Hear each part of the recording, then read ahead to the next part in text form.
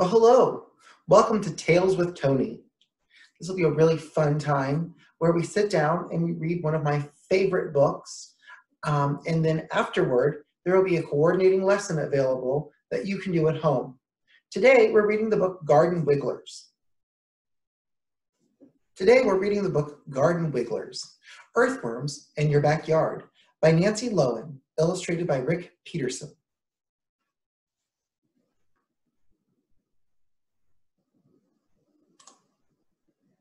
A wormy morning. It rained all night. Now it's morning. The sun is shining. The grass is green and glistening. But what's this? Look at all the earthworms on the sidewalk, in the driveways. What are they doing here? Earthworms live in the ground. They make long, narrow tunnels called burrows. When the soil becomes too wet, the worms are in danger of drowning. They leave their burrows to go to the surface. The movement of the rain confuses them. The worms know they should find a safe place, but they don't know where that is. Earthworms don't have lungs. They breathe through their skin, which must be kept moist. Eating dirt. Let's take a closer look at this earthworm. Its body is made up of many ringed parts or segments. Can you tell where the head is? It's hard to tell because the earthworm doesn't have eyes or ears.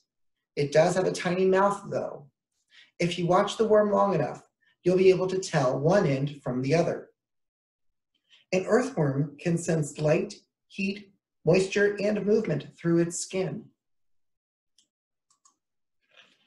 What do earthworms eat? Dirt. Actually, they eat the rotting bits of plants, bugs, and animals that are found in the dirt. An earthworm's body takes the food out of the dirt it eats. It uses the food to grow and gets rid of the dirt. When the dirt comes out, it's called a casting. In other words, it's worm poop. Worms don't have teeth. Like birds, they have gizzards. Bits of sand in the gizzard help grind the food up.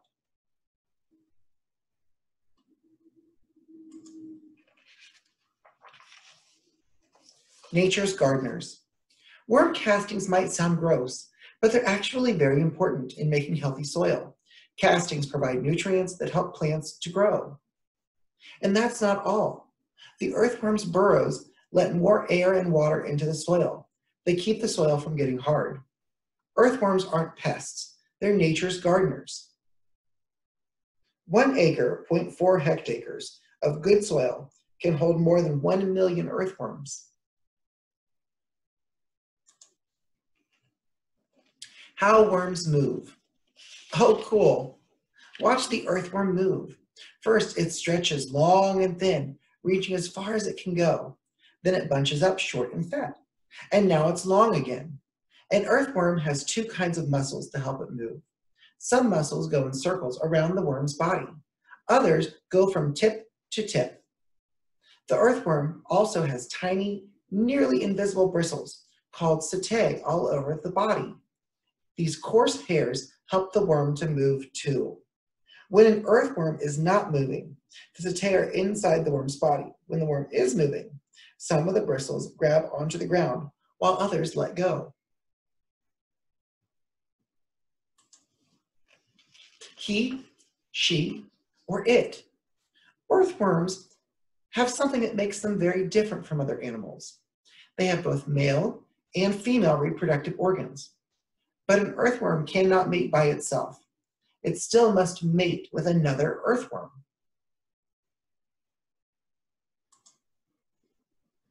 Around the middle part of an earthworm is a thick ring called the cetellum. After mating, each worm uses its cetellum to make a shell called a cocoon. The cocoon is made of thick slime and holds the worm's eggs. Within a few weeks, as many as 5 baby earthworms will hatch from each cocoon. Snails also have both male and female reproductive organs. Besides keeping the soil healthy, earthworms have another important job. They are part of the food chain. Birds, moles, Shrews and other animals eat worms. In many parts of the world, people also eat worms. People also use worms for bait for fishing. A small earthworm can live about 2 years if it isn't eaten. Larger earthworms usually live much longer. Wiggling back home. It's getting hotter now.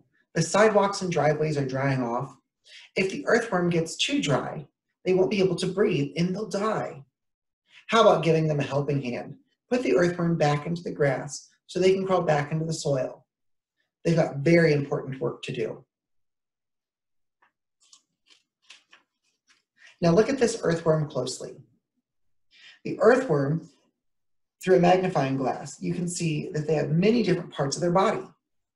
Food enters through their mouth, and the earthworm's body again is made up of ringed parts called segments. An earthworm uses its scutellum to make a cocoon for their eggs, and castings come out of the anus. There are many fun facts about worms. More than 1 million years ago, glaciers destroyed most of the earthworms in North America. Starting in the 1600s, European settlers began to bring new worms to this land. Today, most of the earthworms in North America have relatives in Europe. If a bird tries to pull an earthworm out of its burrow, the worm will jab its setae into the soil. So setae will hold the worm in place so that the bird cannot pull it out. You can also make your own worm farm, and this is the most fun part of this book. Read the directions below and find a way that you can make your own worm farm at home. You can see how they live underground. You'll need 2 plastic containers. One of them should fit into the other with about 2.5 centimeters of space apart. Fill the space between them with damp soil. Don't use potting soil. Get soil from outside. Then go worm hunting. Look underneath rocks and logs, anywhere the soil is moist. If you can't find any worms, this way you can use a shovel to dig in some soil. Put your worms into the soil between the 2 containers. Stretch a nylon stocking over the top and hold it with a rubber band. Watch your worms for several days. What you see will be the worms living in this new habitat, and you can keep all of the information in your scientific journal. To learn more, you can visit your local library websites. You can go to facthound.com, and you can visit any of the sites available on this page.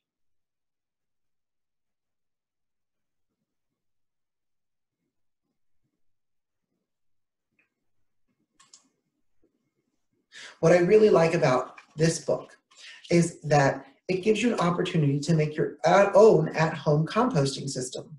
So after this video, I invite you to go to hamilton.osu.edu and navigate to the 4-H Explorers page and download the resource to make your own at-home compost. If you don't know what compost is when we use food scraps and yard waste to turn back into soil. And that's a great way to get some healthy soil back into your gardens so that your flowers will continue to grow. I hope you enjoyed Garden Wigglers, and I hope you join us next week to go through another book and learn more about science.